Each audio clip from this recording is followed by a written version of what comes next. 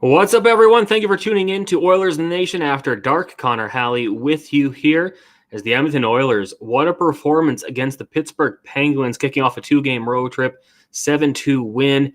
And we're going to break that down, go through everything that happened in this game tonight. Myself, I've got producer Aaron Bardetto along with me, and Cam Lewis will join us in just a couple minutes here as we get to the good, the bad, the oily. Brought to you by Cornerstone Insurance. But first things first, as we always do, I want to say hello to everyone tuning in on YouTube, Facebook, and Twitter. If you're on YouTube, make sure you hit that like button. Same with Facebook, Twitter. Share, retweet, let people know that we're doing this out here. We love doing it and love to have you guys along for the ride. It's always a good time watching the chat right now with YouTube. Hello, Loomis, QF Pro, Sergeant Battle. Of course, Rusty. We've got Liam in the room. Liam, how many bananas tonight? Let us know. Ewan, Darian, some stranger, the usual crew. Good to see you guys all here. LAM, C-Hop, Mox, 7-2, fire emoji. What a game on Facebook. Mike, Austin, Richard, we're all on the same wavelength here. What a game. Great game. AM Nasty for Richard. Richard, PM Nasty. And Austin, LMAO, that penalty shot. Effortless. Yeah, we'll get to that and more. Let's get to a quick rundown of exactly what happened. And it's a lot more fun when the Oilers win, and especially in the fashion that they did today. 7-2, and it wasn't a great start necessarily for the Oilers. They go down 1-0 early on in the game. Chris Letang, number 6 on the season, and it was one of those plays where I feel like they just got the ugly out in the beginning. And, you know, the puck bounces on Broberg, Draisaitl kind of coughs it up. Kyler Yamamoto leaves his man. Chris Letang does a good job of jumping up into the play. Philip Broberg, you know, takes out his own goalie. Oilers are down 1-0, but from then on, it got pretty good. Of course, Connor McDavid doing what he does on the power play. An absolutely beautiful goal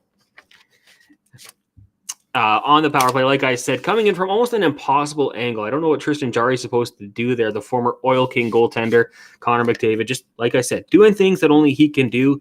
Barry, Nugent-Hopkins pick up helpers on that goal. And then Leon Draisaitl again on the power play. Big shot from Tyson Barrie from the point. Big rebound. And Leon Draisaitl clearly works on the hand-eye coordination. He made it 2-1. And it was good to see the power play get going because the first power play they had was pretty ugly, but they convert in 2 of the next 3. And the Oilers have a 2-1 lead going into the intermission. And then it was point night for the Edmonton Oilers. Everyone getting in on the action. Kyler Yamamoto gets his 5th of the season. Hyman and Nurse with the helpers. Devin Shore, awesome. Awesome to see him get a goal. Great work by Jesse Puljujärvi to set that one up. Warren Foegele gets number 10 on the season. Double-digit goals for Foegele. Draisaitl and Kulak with the helpers.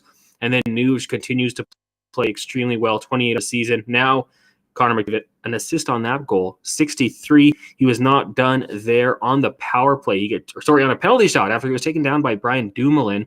He makes it absolutely look easy. It's on my Twitter account if you want to check it out. If you missed it, at Connor Halley, I got the video there. He just does it effortless. He's so good. And then Chris Letang would score late to make it 7-2. I suppose if you had the over, like some people might have at Betway, then you were welcoming that. It was good to see the Penguins with 2 disallowed goals there, but the Edmonton Oilers victorious in Pittsburgh. Next action comes on Saturday when they take on the Columbus Blue Jackets. It'll be a nice early one, 10:30 a.m. Fun. I like those ones. Makes Oilersnation After Dark a little bit different, but that's okay. We can adapt. In the game, Connor McDavid, 4 points. He's now up to 109 on the season. Leon Draisaitl at a couple. He's up to 87. Nuge continues his career year, 72 points. And Zach Hyman with the one helper jumps up to 68. With the win, the Edmonton Oilers now have 72 points on the season. That puts them in a tie with the LA Kings, who lost in overtime, I believe, to the Devils. They're both at 72 points. And we'll wait and see what happens with Vegas tonight. They currently trail the Flames 1-0. Are we cheering for the Flames? I don't know. That feels weird. But we might be to see Vegas lose. Although the Flames are at 65 points. They're catching up too. And Seattle will take on the Boston Bruins tonight at 8 o'clock. That's about 15 minutes away. And, of course, the Boston Bruins getting even stronger. They only lost 8 games in regulation, but they're still going out and making moves.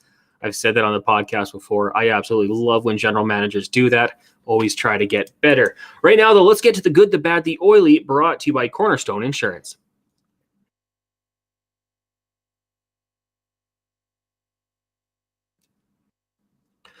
Cornerstone Insurance Brokers, Edmonton's premier boutique insurance brokerage with over 90 years of success and still growing. Visit cornerstoneins.ca/nation to get an online tenant or condo insurance quote in just a few minutes and use discount code NATION for an exclusive rate. Find out why Cornerstone Insurance Brokers is ranked amongst the best in Alberta, as we usually do here for the good, the bad, and the oily. We bring in our guest tonight. Cam Lewis joins us. You can give him a follow on Twitter at Coombsy.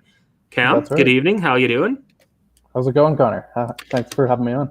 Yeah, happy you're able to do this. We appreciate it. We'll start off with the good tonight. And, there was a lot of options, which is always good to see. But we're going to go with shots. And the last game we saw the Edmonton Oilers play slow. 5 shots in the first period, 5 shots in the second period. They did explode for 17 in the third, and they continued that tonight. 14 shots in the first, 15 in the second, and then 15 more in the third period. They're continuing to find ways to get pucks on net. And shocker, it's leading to goals.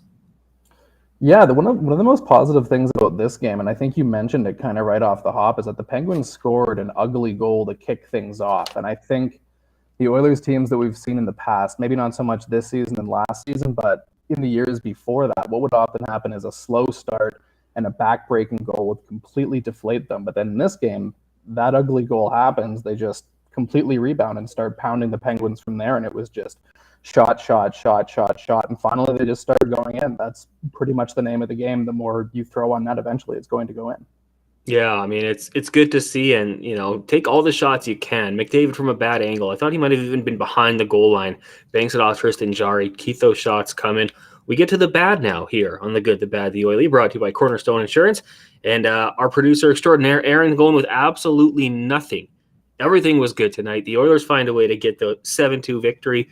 You know what? I said it. The first goal, I thought there was a lot of ugly, but they got it out of the way, and then for the rest of the game, pretty smooth sailing. That's what I mean. You can't really find a complaint about this game whatsoever. I think my biggest qualm with this game is I was watching the clock wind down when the score was 7-2, and I thought, I really hope they add one more goal so that we can say I would hate to be a Penguins fan.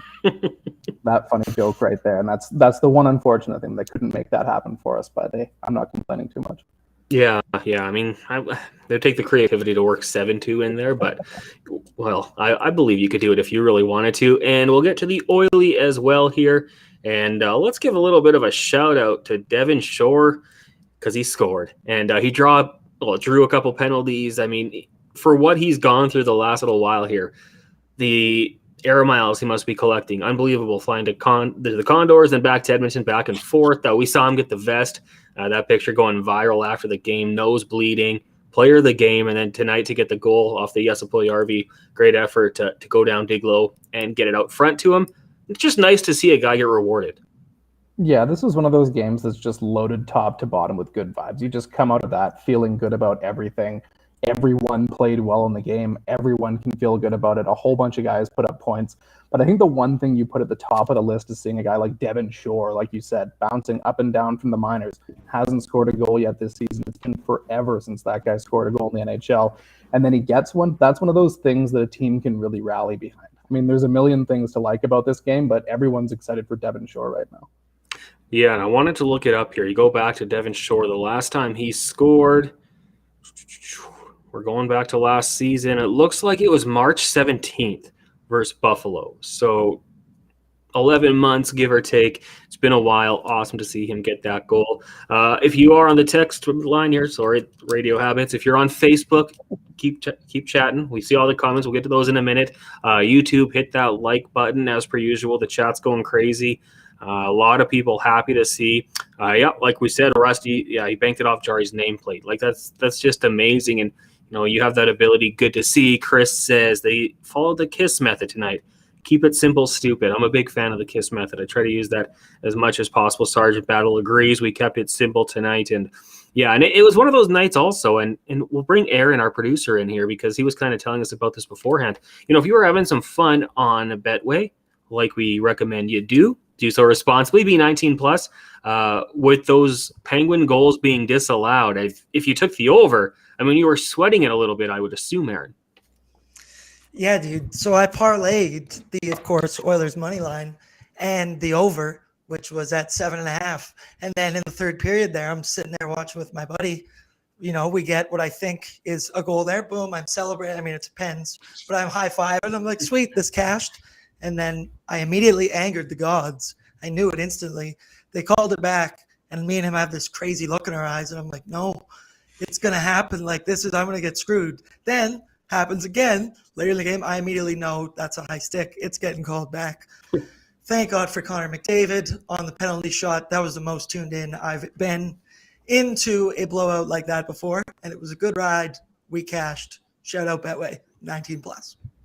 19 plus, two so responsibly. I was perusing earlier on today. I saw they had the Betway boost. It was McDavid goal and Oilers win money line. Like, that's just basically giving away money, buddy. Betway, come on. Like, you got to make it a little harder on people. But a nice payout for those of you who got in on it. Cam, you throw any money down at Betway today? No, I didn't. But I mean, I want to point out kind of a really super random thing that I just had pop into my head is that it's so funny that Connor McDavid scored that penalty shot goal so casually, given how much trouble the teams had in the shootout. But that's just what popped into my mind randomly. Aaron, do we have that goal? The penalty shot goal? Which one, sir? The final goal, the goal that won you the money, I believe. The Connor McDavid penalty shot, because I mean, I said it here on the post-game show a couple times where I'm like, yo, let's see him come in with some speed and, try to keep, pick your spot, take this shot. And he kind of wound it up, went a little bit slower, but just an absolutely beautiful finish. Don't love the play by Dumoulin here in a game that's over when you're sliding at the best player's ankle in the game, bar none. Don't necessarily love that play.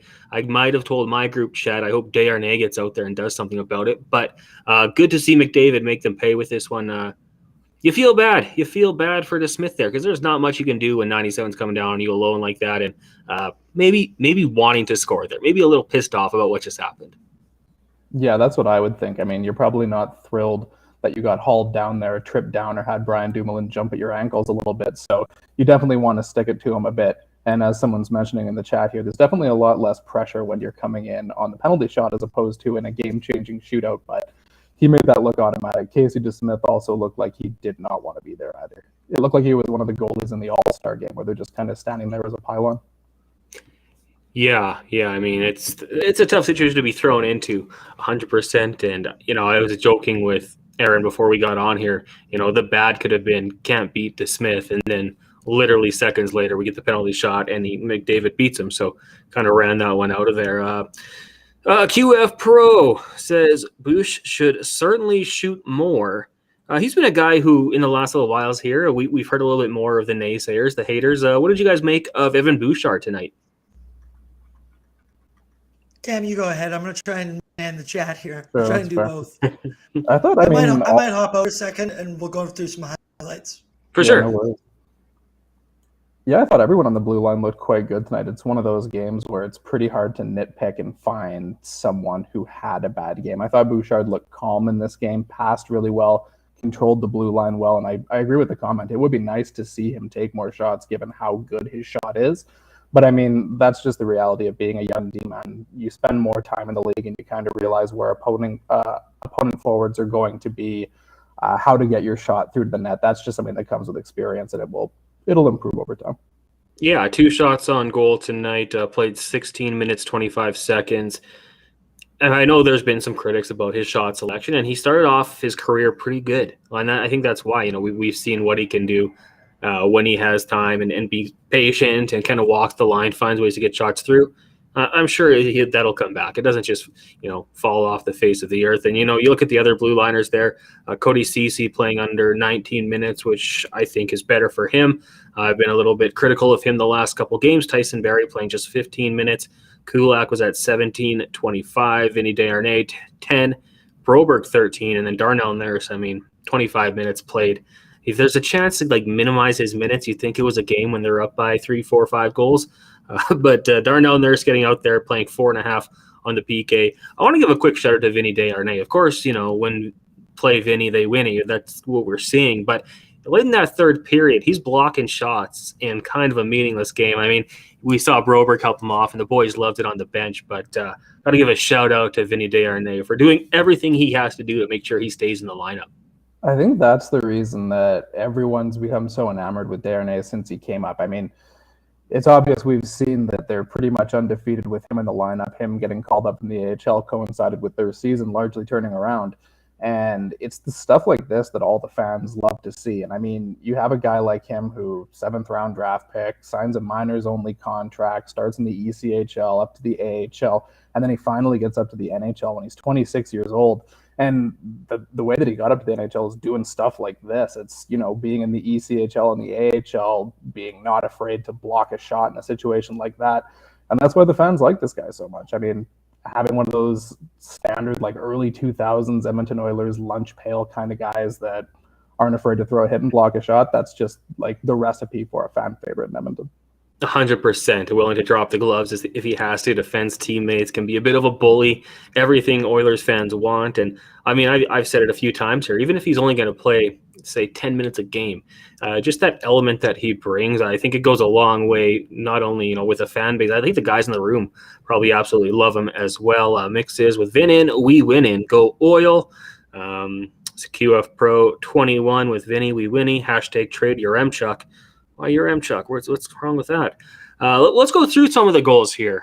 Producer extraordinaire Aaron has them all ready to go here, I do believe. So, yeah, let's go through. I think the first one you have here, Aaron, well, what are we looking at here? Is it the McDavid goal on the power play? And we talked about it. Like, just the first power play was not good. So McDavid takes over and says, yeah, I'll just do this by myself, come in at the worst angle possible, bank it in. And I think that's when, McDavid's playing with a little fire, but also an extreme amount of confidence to take that shot. Yeah, I'm really interested to see. Like, it just seems like he's found another level offensively again this season, which is so wild. I never thought we'd see him again match the production of the shortened COVID season, where he scores at almost 2 points per game. I think his points per game that year was 1.88. This year he's scoring at, before this game, is a 1.81 points per game pace, which is nuts. Like, he's going to potentially end the season with like 150 points. I did a post about it on Oilers Nation yesterday, and it's not at all inconceivable that he could wind up with 1,000 points in his career before the end of next season. It's just inconceivable. It's unbelievable. It really is. And so now Connor McDavid up to 46 goals on the season. It was like David Pastrnak having that 2-goal game to get within one of McDavid kind of set him off, because I believe he's got 4 goals in the last 2 games. Like, he's absolutely just pushing the pace up, trying to restore that lead once again. And yeah, like I said, I love to see that from Connor McDavid, because we at times I've kind of been critical of him. Like, I'd love to see him shoot more, and to see what he does there. It is good to see. From then on, they get another power play goal, which was good. Leon Draisaitl, continues his hot play. I had a hot take on the show today, Cam. You tell me, and you can be totally honest with me if you want, but I said by the end of the year, the Oilers will have 2 of the 3 top goal scorers in the NHL. I think it's going to end up being McDavid, Pastrnak, Leon Draisaitl finishing 3rd. I think he's going to pass Thompson, Jason Robertson. I think with Bo Horvat is in there. I think he's going to surpass them all, because now he's got goals in 6 straight. Like, he's playing absolutely great hockey and finding ways to put the puck in the back of the net. Yeah, that's not a bad take, to be totally honest with you. I mean, the one difficult thing I would say is there seems to be a lot of other guys around the league who are heating up. I think Horvat's played pretty well since joining the Islanders. That's not a super high-scoring team, so he probably isn't a huge threat there. Pastrnak, I mean, the Bruins just keep getting better and better. They go out today and they acquire Dmitry Orlov, give them a better puck mover on the blue line. That could help a little bit offensively. But the one guy that I kind of see as the big challenge here is Tage Thompson on the Buffalo Sabres, because it seems that they're kind of within striking distance of making the playoffs, and he kind of seems poised to try to will them into that position. So I wouldn't be surprised to see him go totally nuclear down the stretch. That's who I think would be the biggest challenge for the Rocket. Yeah, it is cool. I mean, Jack Hughes having a great year, and then kind of the usual Mikko Rantanen, Mark Scheifele, even Kaprizov up to 33 goals this year. It could be a lot of 50-goal scores in the NHL. Ryan Nugent-Hopkins continuing to do, I guess, almost, I don't want to say what's expected of him, but another 2-point night for Nuge. That puts up to 72 points on the season. I watched this guy, and I was very concerned about the contract when he signed it. Not necessarily, the money, the dollar amount, that's fine, but the term of it. And for him to do what he's done this year. And I mean, I feel like maybe his game's never necessarily been based exclusively on athleticism, but IQ and willingness to do things. And I mean, he's got that sneaky shot as well. It seems like the more I see him play, like, okay, you know, we could get into the latter years of this contract and it still might look good. Yeah, absolutely. I mean, I think the thing about that contract that was so nice is that he was a perfect fit for this team specifically. I mean, there's a difference, obviously, between going into free agency and joining a different team and re-signing with your current team. But it almost seemed like since this player had been around for so long that the Oilers had kind of built a forward lineup that made sense with him there. And you have a player who is equally as good at being a two-way second-line center as he is at being a scoring left winger for Connor McDavid. And that's why it made so much sense for Ken Holland to just pull the trigger and figure it out and make sure that Nugent Hopkins stuck around long term. You mentioned the trade, the Washington Capitals going out there, and you know, it looks like they're rebuilding. It looks like their playoff streak might come to an end. They lose to the Ducks tonight, 4-2. Anytime you're losing to the Ducks, probably not a good sign. But they're sending one of their former mainstays, Dmitry Orlov, to the Boston Bruins. And I know it was a kind of a name that popped up late yesterday in our show, at least, where people were saying, you know, could he be a guy that the Edmonton Oilers look at? What would it take? And it's the Boston Bruins going out there and kind of sliding in and making the move happen, getting the Minnesota Wild involved to eat some of the cap space.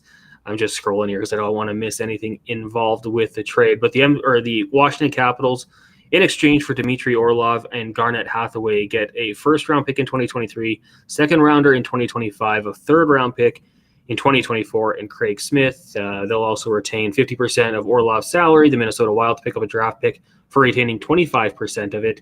And when that happens, of course, we're going to see the ramifications in Edmonton, because our chat on Facebook has a hashtag Fire Holland. We need a capable GM. We also have Clayton saying, let's ducking go, sign, I assume trade, ducking Carlson, and let's get this shit done. And Quincy's still hoping we get EK65 and Domi. I mean, it feels like with every day that passes and another trade happens, Oilers fans getting more and more impatient, which is fair. They won today, be happy. They didn't, you know, even if they made a trade today, the player wouldn't be in the lineup tonight, so we can sit back and just enjoy what's going on. But are you starting to feel that urgency that Ken Holland needs to go out there and make something happen? Like I think we talked about it the last time on the show that I said, I don't know if there's necessarily one guy I want, but I want to see Ken Holland send that message to the team that he believes they can win and go make that move, show that aggressiveness, and bring in somebody at least. Yeah, that's fair. I wouldn't say I'm anxious about it just yet. There's still, tomorrow it'll be Friday, then we'll be a week out from the trade deadline. So there's still quite a bit of time to go. I'd probably be a little bit more anxious if, say, a division rival like the Kings, we thought a little while ago that they had pulled the trigger on a trade for Jacob Chychrun. That didn't happen. It seems that there was a report that it was done, and then we just never heard about it ever again. So Chychrun's back playing for the Coyotes now after he had been sitting out for a while.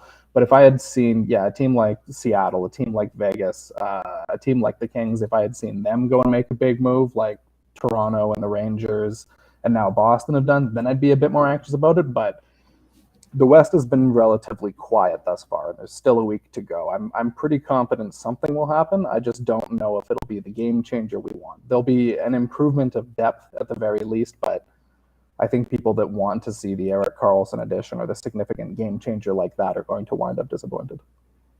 Yeah, 100%. Sean in Calgary on YouTube says 8 other GMs in the Western Conference haven't made a trade either. Chill out, Chicken Littles. Yeah, relax. Oilers are winning. 2 straight wins. Lance thinks Holland's been crushing it. Austin on Facebook says, am I the only one who's thankful for Holland being such a capable GM after the decade of darkness and he who shall not be named? Yeah, I think that if we get to the trade deadline and it passes and nothing happened, then it's a fail. But until that point, let's ease up on the pressure and the negativity. We can be positive. I feel like Rusty might agree with us on that one. Just looking at the standings here, and the Edmonton Oilers right now sitting second in the Pacific. The Vegas Golden Knights in action tonight taking on Calgary. Calgary up 1-0 last I saw, and then Seattle, who could force a three-way tie with the Kings and Oilers with 72 points, taking on the Boston Bruins. So, man, this Pacific Division, it's been a lot of fun. I'm still waiting for Seattle to fall off, but they're just not doing it. Yeah, it's an interesting one. I definitely it kind of looks a bit like what we'd expected, but I think if you had asked me at the beginning of the season, I'd have switched Seattle and Calgary. I think the Kraken looked like they were good enough to maybe compete for a playoff spot, maybe be in the mix, but probably not make the playoffs, whereas you probably thought Calgary would be in there, and they've completely fallen off a cliff. But, I mean, yeah, it's really interesting. We're at a point now where there's the big four teams there are separated by 3 points. If Seattle wins today, then they're pretty much all within 1 point of each other. And that's the kind of excitement that you like to see down the stretch. I mean, we pretty much know who the playoff teams are going to be in the Western Conference. There's, 9 teams in the mix for 8 spots now. But the way this is going to shake out in the Pacific Division specifically, figuring out who's going to win that division, who's going to host playoff series, that's going to be interesting down the stretch. Yeah, and should mention Seattle actually has a 1-0 lead over Boston. Matty Beniers, 30 seconds in, gets on the score sheet. So those Bruins, yeah, they need the reinforcements if they're going to go down that quickly. And like you said, yeah, I mean, St. Louis, Vancouver, Arizona, San Jose, Chicago, Anaheim, likely all out. Nashville kind of on their last legs. The Flames fighting to stay alive in that wild card. And Jonathan Huberdeau scoring a goal for the Calgary Flames, something they'll probably want to continue here. Quincy brought up the name Max Domi. What do you think about that one? I'm a big fan of Domi. I feel like, that the asking price would be a little bit cheaper. A guy, capabilities, playing the top 6 in a pinch if you need him to. I'd like that name. What do you think about Domi? I mean, it couldn't hurt. I don't think he's a game-changing player, but that's not really what you're looking for with that addition. I think with that, and I mean, there was some talk a few weeks ago that the Oilers might be interested in acquiring Tyler Bertuzzi, who was a Ken Holland draft pick back in Detroit, but the Red Wings have since said they're not interested in selling because they're close to a playoff spot. But I think you're kind of looking for the same idea there. I don't think that Max Domi is necessarily the same physical player that Bertuzzi is as a power forward, but he's the kind of guy who sparks your team and gives them energy. And to have somebody like that in the playoffs, get under the skin of the other players, couldn't hurt. A good little debate here in the chat on YouTube about the best GM in decades. Sean says best GM since Kevin Lowe in 05 and 06. Lance says, so yeah, best GM in decades. Lance also saying, do we want Calgary to win this game? And QF Pro says, no, we want Vegas to lose. That's, anyone but Calgary. Currently up 2-0. And the Golden Knights on the power play. So we'll see what happens in that one. Should also mention the nation vacation coming up in a couple of weeks here out in Toronto. I haven't been told otherwise, so I believe there's 2 spots open still if you want to get out there.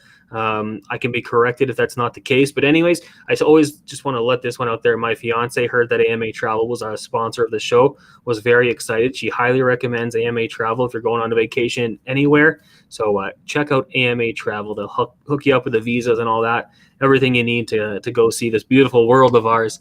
Use them. AMA Travel. Also, as we talked about earlier on in this show, Aaron hitting his parlay, Oilers money line, as well as the over, as 9 goals scored tonight, 7 of which coming from the Edmonton Oilers. That, of course, with Betway, 19+. Do so responsibly. Lots going on in the chat here, up to 90 people. If you're on YouTube, make sure you hit that like button. That'll help us out going forward here. We do appreciate you tuning in. Connor Halley, Cam Lewis, and Aaron Bordato alongside with you. Sean says, if you don't hit the like button, you want Vegas to win. That's facts. That's exactly what it is. Ewan says we want Vegas to lose in regulation, not Cowtown to win. Yeah, you certainly don't want a 3-point game.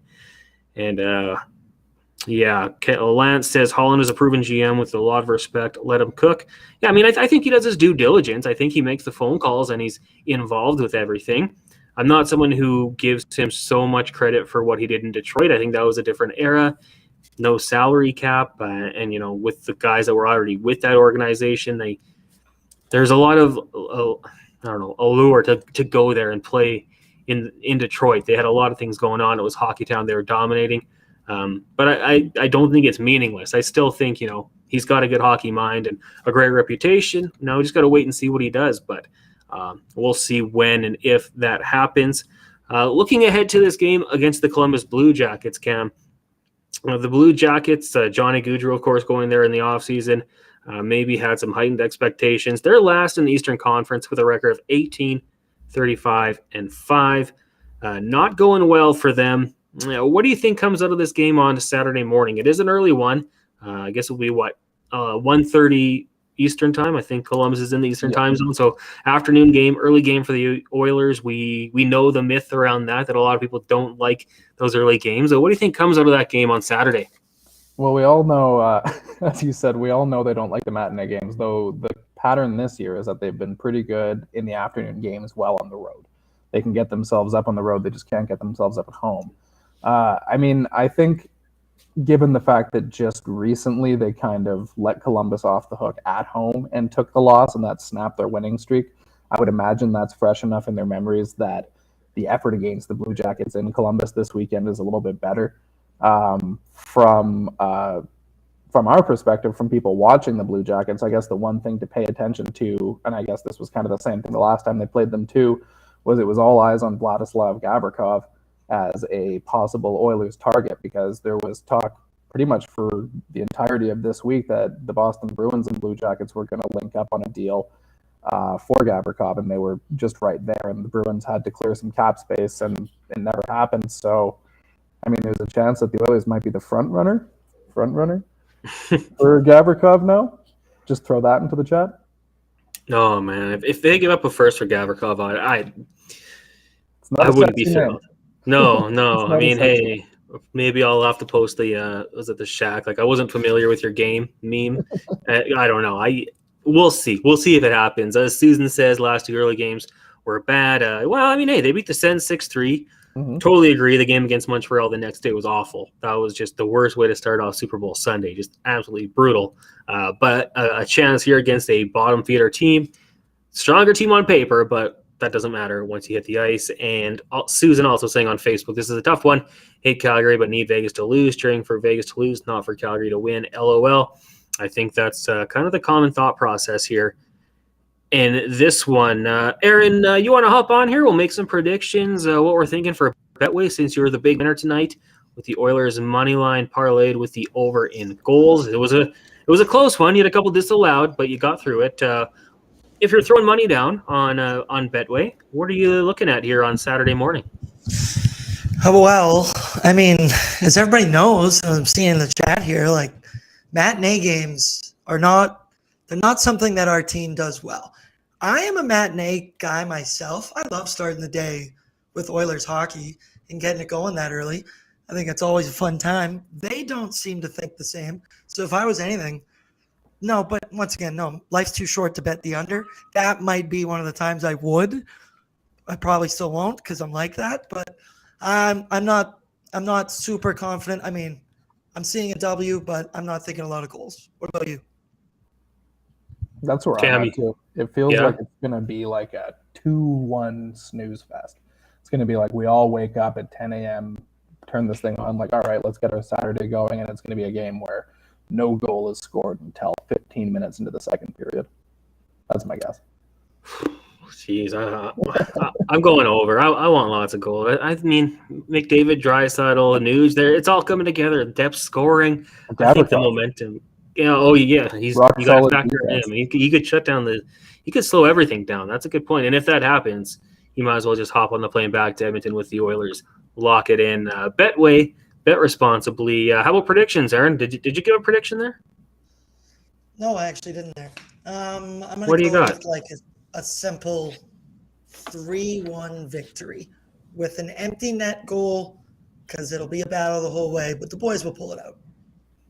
How about you, Cam? 2-1 for me. 2-1 victory. 2-1? All right. Okay. So 2 goals in the second period, and then Columbus makes it interesting in the third, but they ride it out. No problem. No panic. All right. Okay. Well, I'll take a 5-2 victory. Cam, before we wrap up here, Ewan's asking when some more Blue Jays or Jays Nation stuff coming up? Oh, Tyler and I just did a BJ and Radio podcast today. We talked for 45 minutes about the Blue Jays. Okay, Ewan, go check that one out. We got people complaining that they have to get up early.